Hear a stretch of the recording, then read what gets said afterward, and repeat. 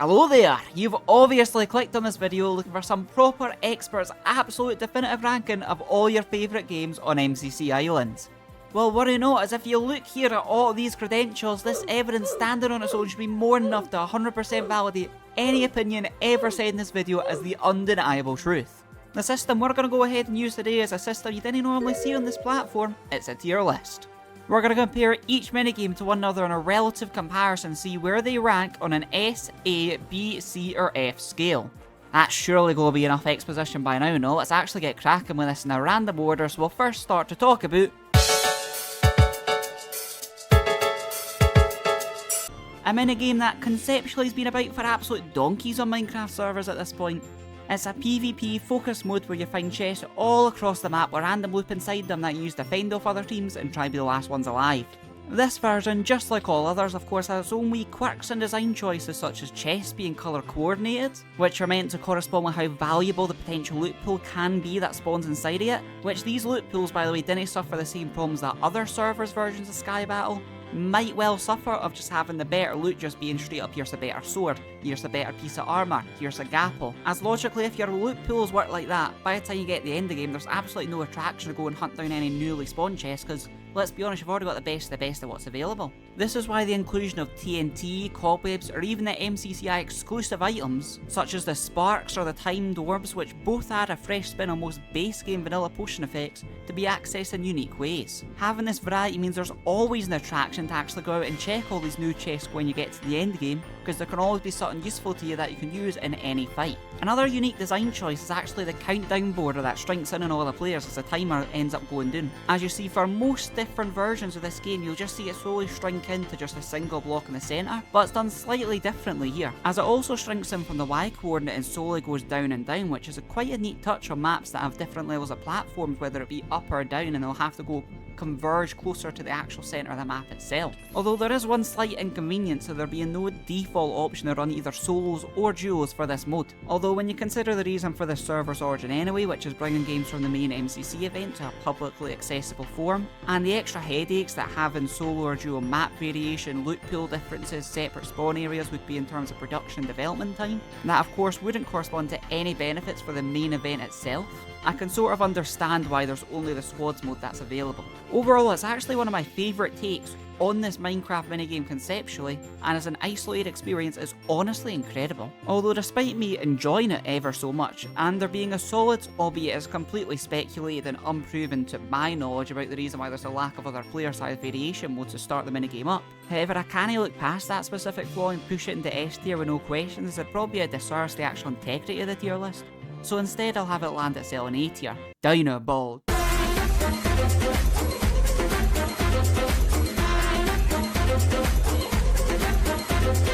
To my understanding, there's no minigame out there in the Minecraft multiplayer minigame multiverse that's even remotely similar to Dyna-ball. You see, it basically works by splitting up all the players in the lobby to two separate teams, and each team spawns and spends the game on a mega build of some sort, which is an exact replica to the opposing team's mega build. Now, depending on the map that's drawn out the pool of available options, you'll see a variety of different mega builds that you can potentially spawn and play on. Once the game begins, it'll consistently swap between a boom and a peace phase. The main action mode of this minigame all happens in the boom phase, where players will use a unique item called a slingshot, load it up with TNT and launch it at the other team's mega build, aiming to completely destroy it. However, TNT is a limited ammo supply and you replenish it by the falling crates in the sky. That's very much like the Worms games if you've ever played them. And these crates can also get other special ammos to launch in your slingshot, such as a mob spawner arrow, some airstrikes, powder arrows that turn affected blocks to concrete powder, causing them to fall along with many more items. Using all these resources together, you must aim for one of two win conditions. The first being deplete the percentage health of the team's mega build all the way down to 0, or just simply eliminate all the opposing players by throwing them and destroying all the blocks underneath them and putting them right into the void. When you get your chance to have your moment of a peace phase, you can use that time to pick up all destroyed blocks off the ground from the attacks that your teams had to withstand. You can use them to rebuild your mega base, you can build defences with them, and you probably will have a slightly peaceful moment to try dismantle the mob spawners that are disrupting your team to no end. As a whole, the game actually flows really well and is quite entertaining, and conceptually is really cool. However, it just doesn't seem to be a mode I consistently return to engage with when compared to others relatively when logging on the server, just for whatever reason. It's certainly no an F tier game, I'll say that, but I'd struggle to justify its inclusion to anything beyond the C.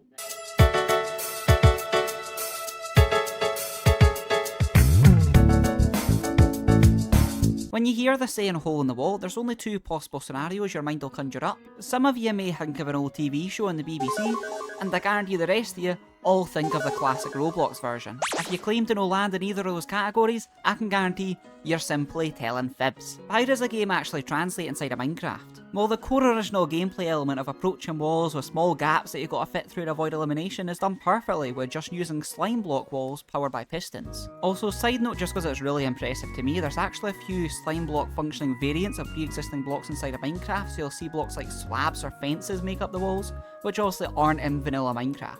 But there's a bit more than that in terms of design choice and quirks that make this game a little bit more interesting than just a last man standing elimination endless format. First of all, instead of separate new maps for each individual wall for players to be brought and spawned into for each new wall, it's more like a constant bombardment in 4 different directions where the walls can actually originate from, and they all happen back to back in the exact same environment or map without having any issues of teleporting between different areas. This is done by first of all having the walls logically pick a direction to come from, pick a different option of its design which is linked to the map being played on, before then spawning into the field of play. Each unique map also has different floor patterns for players to move around with holes, jumps, or even maze-like pathways that all provide an additional hurdle to deal with while dealing with the oncoming walls. As the chaos ensues, there's actually 3 more potential hazards that will continuously evolve in either how often they occur, or their modifier that impacts their speed will increase and increase and increase. The first potential hazard to note is actually quite a simple one.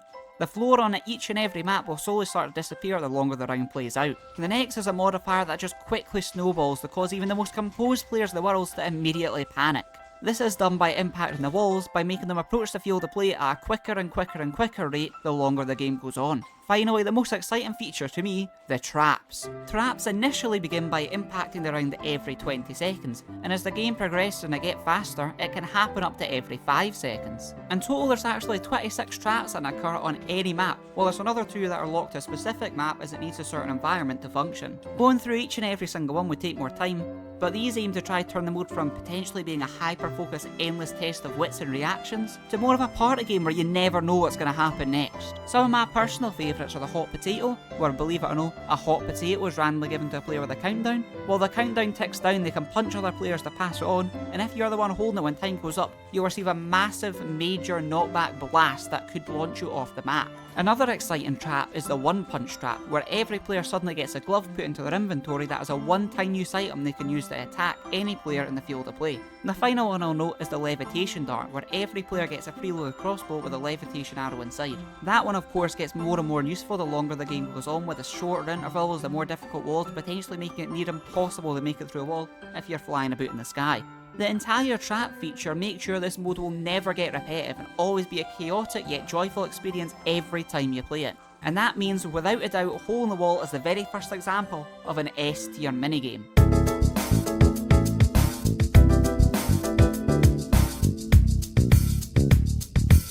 Conceptually, the idea of a parkour themed minigame zone is probably nothing new to a Minecraft server. But how does this one in particular function? Well, Dojo, put simply, is an accessible portal for a structured map layout that allows the implementation of community-made parkour challenges into mapped courses. When numbered rank packs available or the daily challenge available, you'll never run out of the possibility of having a fresh experience when playing this mode. The structure works in each course to have 3 main hub areas. You'll encounter all 3 by simply going to the first hub area, going for the first series of challenges, and you'll get to the second hub area. However, off to the side of each of these hub areas are a bonus path. Of course, doing a bonus path will take a wee bit more time than just putting your head down and sprinting on straight ahead. However, if you complete these, you'll get additional rewards. Whether you choose to go in the main or the bonus packs, no matter what, you will play a series of parkour challenges with any community-made courses being sprinkled in, being credited with a creator on screen, and a skin statue at the opening part of the level. The final hub area will work slightly different out of those main 3, as it in fact splits to 3 different routes: an easy finale, a medium finale, or a hard finale, with better rewards available to try and incentivize you to go for the higher difficulties. With times recorded on each attempt and a leaderboard constantly refreshing of the top players, it's very easy to get the appealing replayability this mode actually offers. Personally for me, this is the perfect head-empty minigame. It's completely self-sufficient in experience, it's constantly changing the challenges in front of you, and despite the rewards obviously playing a factor, the courses can have as long as is needed to actually complete them with no direct punishment. Despite being one of the most played modes in MCCI for me, it doesn't quite break into the ARS tier. This is purely because of the whole currency system and the complexity of the medal or ticket system, that in some moments gatekeep the access to certain courses at certain moments. This probably exists as more so of a barrier to limit courses based on skill, but it doesn't suit the actual casual approach I find most enjoyable when interacting with this mode, so for that reason I'm going to put it in the B tier.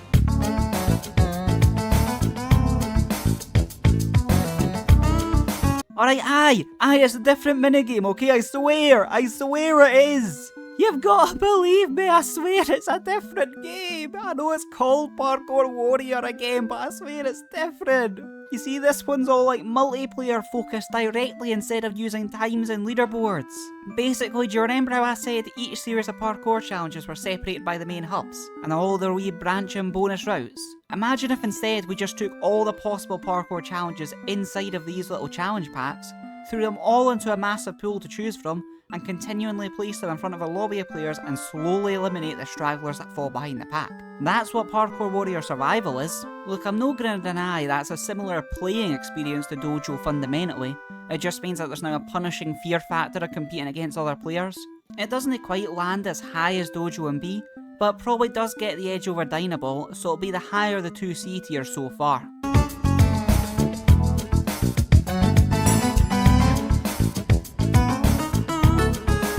To get to the other side, what a catchy name. Okay, look, maybe it's not actually the catchiest of names. I do have it abbreviated on my notes to be TGTTOS, which does look quite nice, but when I say those letters together, it's completely incomprehensible and sounds like a species of a dinosaur. Describing what's contained in this mode like I've done for the other one simply isn't possible, as the name of To Get to the Other Side is a consistent win condition, with different variety of courses to manoeuvre through, such as a mountain to race to the top of, a bridging challenge with infinite blocks given to each player to be the first to bridge to the other side, or sometimes just a parkour course layout with branching paths, some quicker yet harder and some easier with a detour from the main path. Its identity as a minigame is actually always changing and it's never consistent. There's actually something quite beautiful about that. What is always the same is you'll always have a massive group of players who can punch one another at any point, who desire to reach an end destination of punching a chicken to confirm their final place in that specific round. They'll all do that routine 3 separate times before declaring an absolute winner. The journey to carry out these objectives are what give this mode such a unique formula compared to the other games contained on the server, and that in itself rewards it with a spot in B tier just below Parkour Warrior Dojo.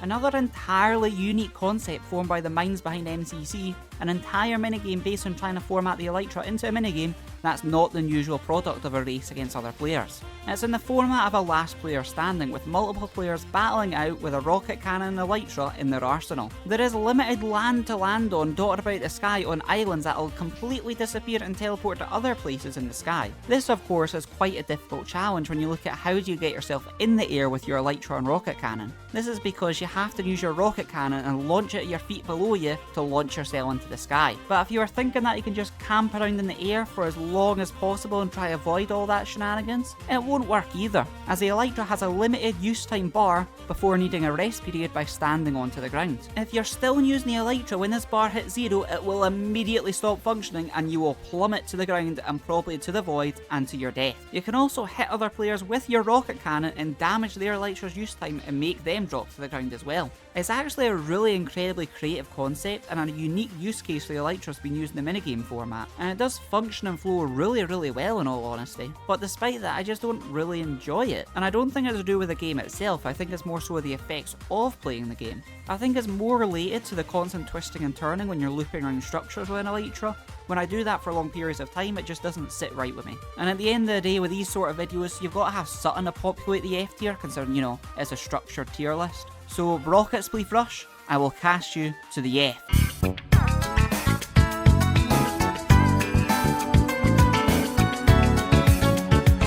Oh Oh, it's finally time for me to rant about BattleBox. Before I even say anything, it's going to go right into the top of S tier above everything else because it's that good, but I'm going to talk about it anyway because it's such an awesome mode. You've got 4 teams of 4, 3 separate duels. You'll fight each team once, and if you die, you're out of the duel and have to wait for the next matchup. The definitive win condition is to go to the centre of the map that you spawn on, rip up the white wool that's there, and place your team's colour wool there instead. If this is completed, the round will automatically end, and you'll get a massive point reward. However, you can get even more points if you eliminate the other team's players before doing this. To attempt to win this mode outright, you and your team need to balance your priorities of when to maximise points for a full elimination sweep round, or potentially rush the middle very early on to catch the other team out. Combining these both and balancing them just right will have you finish with the most points compared to the other 3 teams you're competing against. With at least 20 unique maps available at one time to battle foes on, all with different gimmicks, for example an underwater section in the oil rig map, the garden and different rooms and staircases inside of a haunted mansion.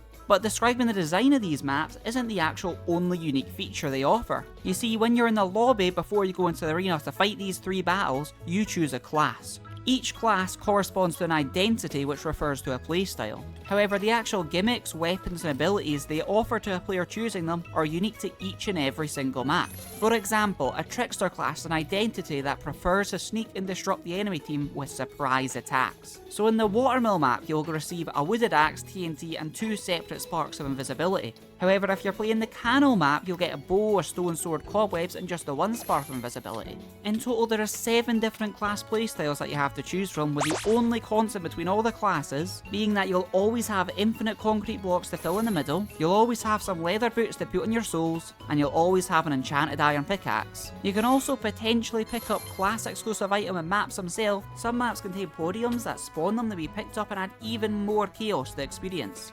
I may be pretty awful at when you look at my actual stats for it, but it's definitely my favourite minigame available on the entire server. However, you might notice that leaves 1 game left to rank, so let's get fishing.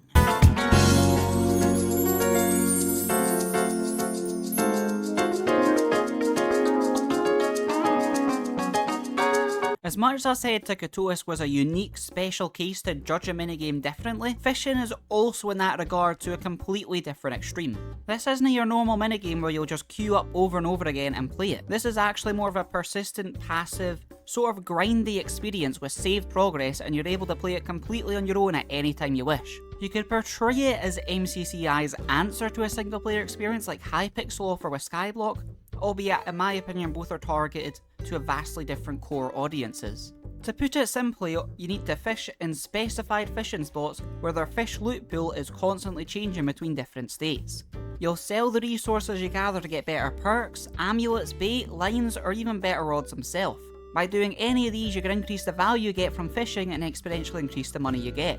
Depending on your fishing level, you can travel to different islands with different unique environments and fish loot pools. Now, it's not a mode that I've spent a lot of time on personally and dug my teeth into, as its attraction to me is a head empty game. Something to grind while you're waiting for an edit to render while talking to your friends in a VC or party.